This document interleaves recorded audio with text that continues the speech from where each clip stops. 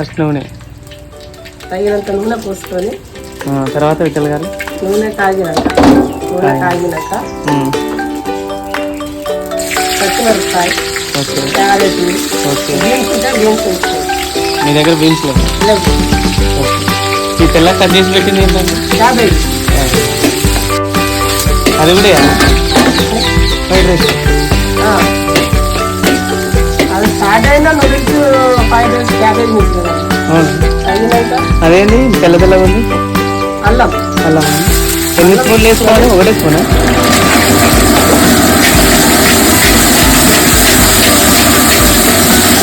ఇట్లా నూనె బయట పడేస్తూ ఉండాలి కొద్దిగా. అల్లం తర్వాత క్యారెట్ వేసుకోవాలి. కరెంట్ వేసులు కానీ క్యాబేజ్ క్యాబేజ్ వేసుకున్నాం. వేసి రాక మనం మాట్లాడుతూ ఉండాలి. మంట పెంచుకొని మనం మాట్లాడుతూ ఉండాలి. హై మంటలో క్యాబేజీ మరి రాక కలుపుకోవాలి. మరి మారేదాకా కాకుండా. మీరు ఏమేం చేస్తారండి ఈ పనులు కాకుండా? అన్ని పనులు చేస్తాం. ఇప్పుడు దేనికోసం తయారు చేస్తారు? మీ పిల్లలు తిన్నారు కానీ. హాస్టల్ పిల్లలు.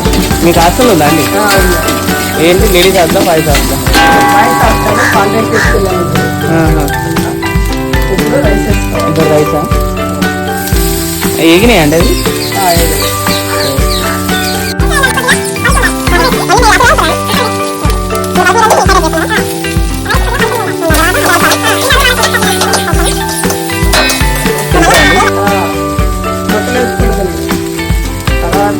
ఉప్పు తగినంత అని మీకు ఎట్లా తెలుస్తుంది? నాకు అందాజు చెప్పలేదు. టేస్టింగ్ సాల్ట్ లేదు, టేస్టింగ్ సాల్ట్ వేసుకోవాలి. ఇది వైట్ పెప్పర్.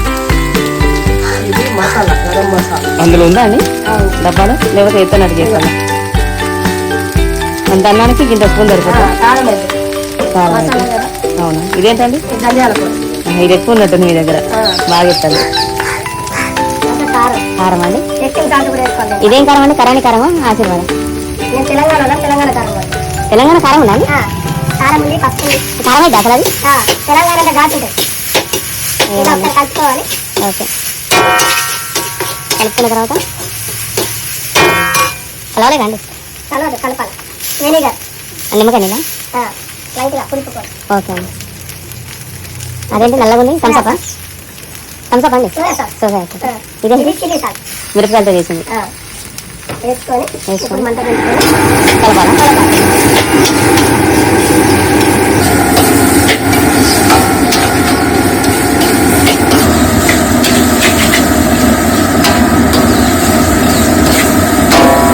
అంత గట్టి కొట్టకండి అన్నం. ఇదేంటి నూడిల్స్లో ట్రిక్ అండి? మీరు కొడతా ఉంటే పొయ్యి ఎగిరి పడితే భయమవుతుంది. మీరు చాలా ఫామ్లో ఉన్నారండి.